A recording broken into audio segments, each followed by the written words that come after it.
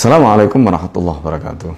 Alhamdulillah wassalatu ala rasulillah wa ala alihi wa ashabihi wa mawala. La khawla wa la quwwata illa billah. Para pemirsa Khilafah Channel yang dimuliakan Allah Subhanahu wa taala. Di awal tahun 2019 ini, mari kita muhasabah apa yang telah terjadi di negeri ini.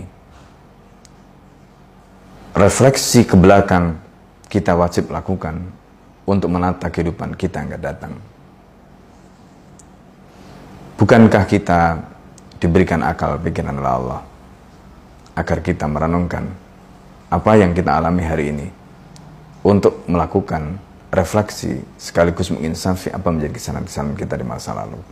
Di dalam surat Ar-Rum Allah mengatakan, "Dhahral fasadu fil barri wal bahri bima kasabat aydin nas liyadukum ba'dal ladzi amilu la'allam yarji'un." Telah tampak kerusakan di daratan dan di lautan. Bima kasabat aydin nas disebabkan karena tingkah laku manusia. Makna bima kasabat aydin nas ini tidak lain adalah bisa ma'asihim wa dunubihim, disebabkan karena dosa dan maksiat mereka. Begitu kata Imam Al-Sabuni dalam kitab tafsirnya Safatul Tafasir. Maka ayat ini mengingatkan kita, setelah kita menyadari kerusakan di daratan dan di lautan, maka mestinya sebagaimana yang Allah inginkan, liyudhikohum, Allah ingin mencicipkan kepada mereka ba'dalladzi amilu, sebagian dari akibat dosa-dosa yang mereka lakukan, la'allahum yarji'un, supaya mereka kembali ke jalan Allah, kembali kepada syariatnya Allah. 2018 kita menyaksikan bagaimana Islam dikriminalisasi. Khilafah Islam, ajaran yang begitu mulia, yang merupakan tajul furud, begitu rupa diperlakukan seolah-olah khilafah itu adalah merupakan sesuatu yang menjadi monster menakutkan. Padahal ini adalah syariat Islam yang luar biasa agung. Rasulullah SAW bahkan menyebut di dalam hadisnya, "Alaikum bisunnati wa sunnatil khulafa ar-rasyidin al-mahdina min ba'di." Kalian wajib berpegang teguh kepada sunnahku, tuntunanku, dan sunnah para khulafa ar-rasyidin al-mahdina min ba'di. Apa dimaksud dengan sunnah para khulafa ar-rasyidin al-mahdina min ba'di? Tidak lain adalah khilafah. Lalu bagaimana mungkin penguasa yang beragama Islam dan para aparat yang beragama Islam mereka sanggup melakukan itu? Maka ketika itu mereka lakukan, termasuk kelompok yang mengusungnya, mereka coba untuk kriminalisasi dengan berbagai dalih. Maka apa yang terjadi? Yang terjadi adalah ancaman Allah Subhanahu wa taala. Sebagaimana di dalam ayat tadi, dharal fasadu fil barri wal bahri bima kasabat aydin nas.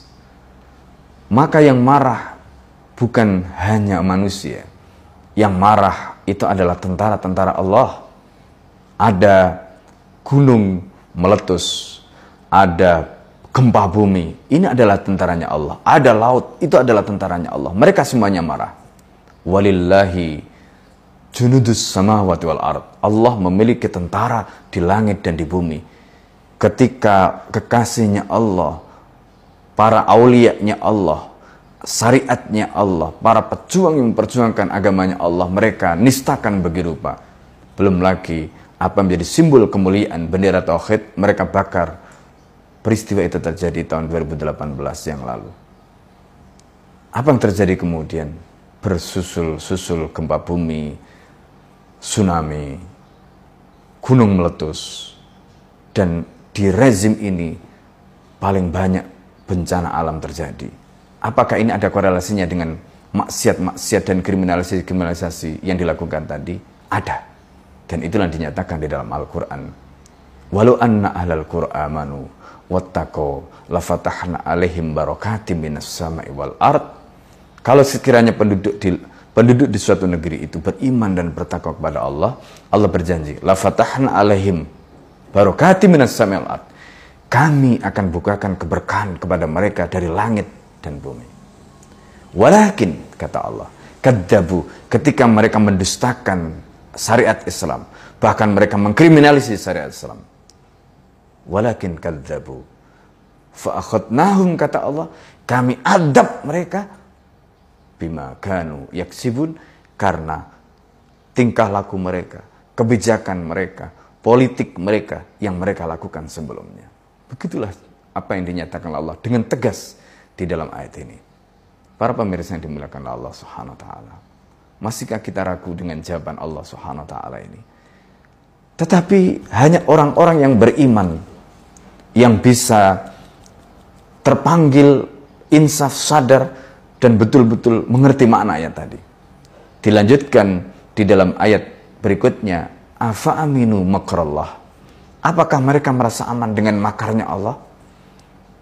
Fala ya'manu makrallah ilal qaumul khasirun.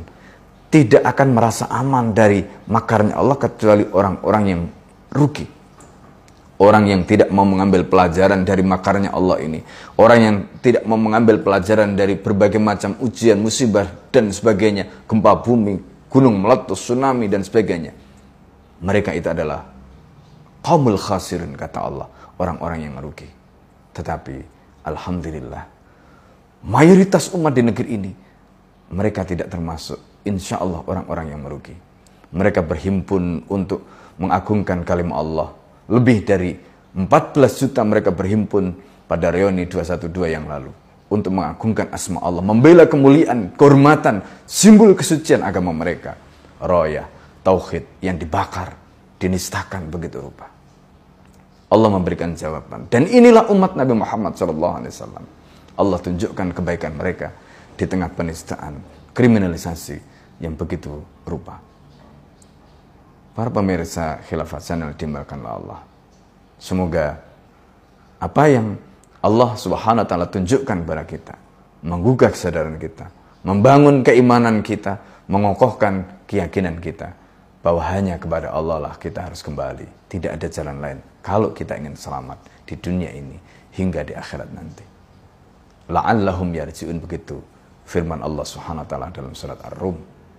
Dan fa'akhadnahum bima kanu yaksibun. Kalau kita ingin terhindar dari adab Allah karena apa yang sudah kita lakukan selama ini, inilah momentum bagi kita untuk membuka lembaran baru, mengawali hidup baru dengan bertobat, membersihkan seluruh kesalahan-kesalahan kita, termasuk mereka yang duduk dalam jabatan-jabatan yang punya kewenangan-kewenangan, kebijakan-kebijakan. Inilah saatnya untuk bertobat, untuk kembali ke jalan Allah Subhanahu wa taala.